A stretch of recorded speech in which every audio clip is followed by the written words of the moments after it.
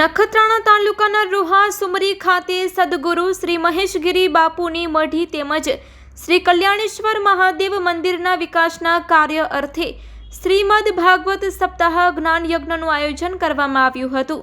શ્રી કલ્યાણેશ્વર મહાદેવ અને મહેશગીરી બાપુના સાનિધ્યમાં શ્રીમદ ભાગવત સપ્તાહ જ્ઞાન યજ્ઞનું આયોજન તારીખ 16 મે 2025 થી તારીખ 22 મે 2025 સુધી કરવામાં આવ્યું છે, જેમાં વક્તા શાસ્ત્રી દર્શન જગદીશભાઈ મોતા વેરસલપરવાડા સંગીતમય શૈલીમાં કથાનું રસપાન કરાવ્યું હતું।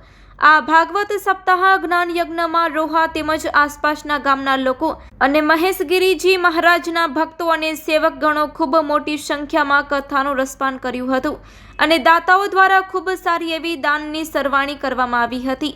આ પ્રસંગે કથા સમિતિના ભાઈઓ, કથામાં પધારેલા સાધુ સંતો, મહંતો તેમજ મહેમાનો અને દાતા પરિવારને આવકાર્યા હતા અને તેમનું સન્માન કરવામાં આવ્યું હતું।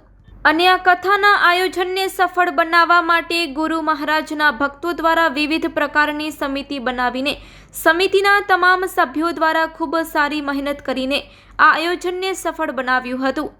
રિપોર્ટ બાય દિલીપ જોશી સાથે દિલીપસિંહ જાડેજા, કચ્છકર ટીવી ન્યૂઝ, ગઢસીસા।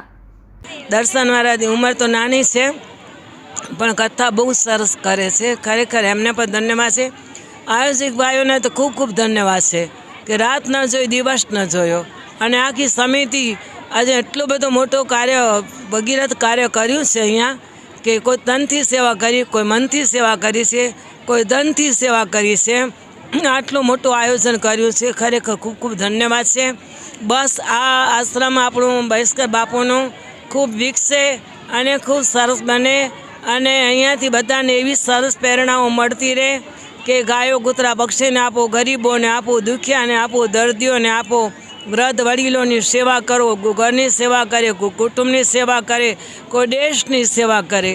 આ ભારત દેશ મહાન છે, એમાં કેટલા તપસ્વીઓ થઈ ગયા, કેટલા ઋષિ મુનિઓ થઈ ગયા।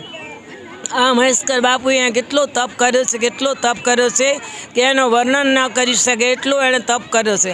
બીજા તો ભલે આમ તપ કરતા હોય, ખરેખર એમને તો ધન્યવાદ છે, પણ 6 મહિના પાણીમાં રહીને તપ કરવી કેટલું મહાન તપ કહેવાય એમનો।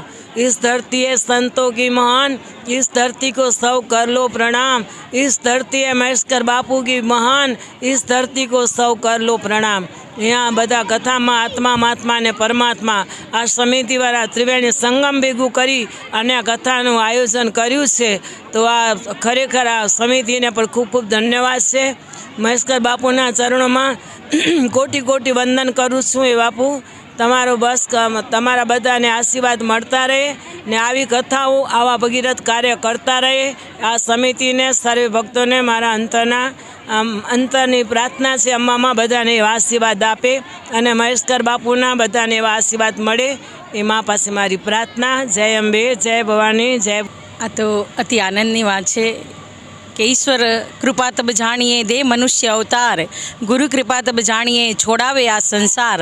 આ સંસારમાંથી આસક્તિ ઓછી કરવા માટે આવા સુંદર જ્યારે મહેશગીરી બાપુની મઢીએ અને કલ્યાણેશ્વર મહાદેવના આશ્રમની મંદિરની અંદર જ્યારે આવે ભવ્યથી ભવ્ય આયોજન થયું છે, આ તો જેને કહેવાય કે જીવનની અંદર ન ધાર્યો એનાથી વિશેષ આજે ભક્ત મેળો ઉમટી પડ્યો છે।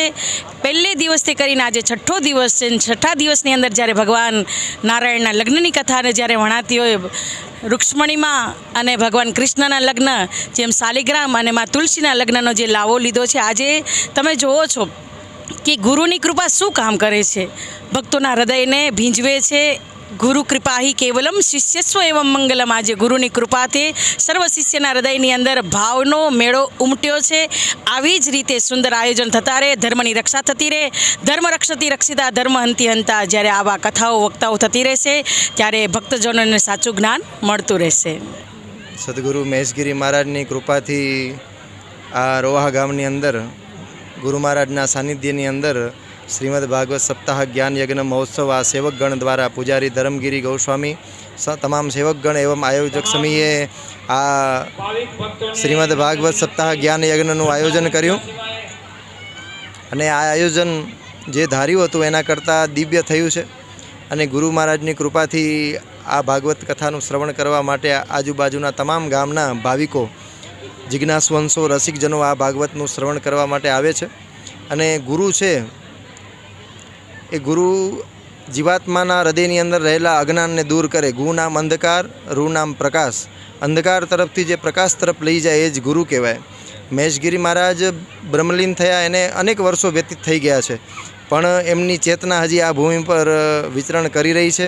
અહીંયા ચેતના સ્થિર છે અને એ ચેતના જ આજે આટલું દિવ્ય આયોજન કરી રહી છે ગુરુ મહારાજની ચેતનાથી. કારણ કે બીનું પદ ચલઈ સુનઈ બીનું કાના, કરબીનું કર્મ કરઈ બીધી નાના, કે બ્રહ્મ ભલે નિરાકાર હોય, મુખ નથી છતાં બોલી શકે છે, હાથ નથી છતાં પણ નિરાકાર રહેલો એ બ્રહ્મ કર્મ કરી શકે છે, નિરાકારના પગ નથી છતાં પણ ચાલી શકે છે. એમ ગુરુ મહારાજની ચેતના નિર્ગુણ નિરાકાર સ્વરૂપે આ ભૂમિ ઉપર છે. અને ભગવાન ગુરુ મહારાજની કૃપાથી, કલ્યાણેશ્વર મહાદેવની કૃપાથી આ જગ્યાએ દિવ્ય આયોજન થયું છે. અને આજુબાજુના બધા લોકો આને ભાવ શ્રદ્ધાથી, પ્રેમથી આ કથાનું રસપાન કરી રહ્યા છે. સ્વાભાવિક છે કે આપણા ગુરુ પરંપરાની અંદર બે વંશો છે, એક નાદ વંશ અને બીજો બુંદ વંશ. માતા પિતા દ્વારા સ્થૂળ શરીરનું નિર્માણ તો થાય છે, પણ આ શરીરની અંદર સંસ્કારનું નિર્માણ કરવાવાળો કોઈ વ્યક્તિ હોય તો એ સદગુરુ પરમાત્મા છે. જ્યાં સુધી ગુરુની પ્રાપ્તિ નથી થતી, ત્યાં સુધી સંસ્કારની પ્રાપ્તિ નથી થતી, ત્યાં સુધી વિવેક પ્રાપ્ત થતો નથી. અને જ્યાં સુધી જીવનની અંદર વિવેક પ્રાપ્ત ન થાય ત્યાં સુધી મોક્ષની પ્રાપ્તિ અશક્ય છે. એટલા માટે ગુરુ મહારાજની કૃપાથી આવું દિવ્ય આયોજન થયું છે. અને આ કથાગંગાની અંદર બધા ભાવિકો સ્નાન પાન અને એના દર્શન કરી અને પોતાના જીવને કૃતાર્થ કરે છે. ગુરુ મહારાજના ચરણોમાં એટલી જ પ્રાર્થના કરીશ કે આવા દિવ્ય આયોજન ભાગવતના, રામાયણના આદિ ગ્રંથોનું વાંચન ભૂદેવો દ્વારા, સંતો દ્વારા થતું રહે. અને આપણી આ હિન્દુ બધા જિજ્ઞાસવંશો જે ભાવિકો છે એમને આ સત્સંગ પ્રાપ્ત થતો રહે. કારણ કે કઠણ કલિકાલ ચાલી રહ્યો છે. કઠણ કલિકાલની અંદર સંસ્કાર ધીરે ધીરે લુપ્ત થવા માંડ્યા છે. આ સંસ્કારને જાળવી રાખવા હશે તો આવા દિવ્ય આયોજનો જ્યારે ગુરુ મહારાજની કૃપાથી થતા રહેશે ત્યારે આ સંસ્કારો આપણા જીવનની અંદર બની રહેશે અને આપણી જાતને આપણે કૃતાર્થ કરી શકશું. અને કઠણ કલિકાલની અંદર આપણે આપણા જીવને મોક્ષની ગતિ તરફ પ્રાપ્ત કરાવી શકશું. સદગુરુ મહારાજ કી જય.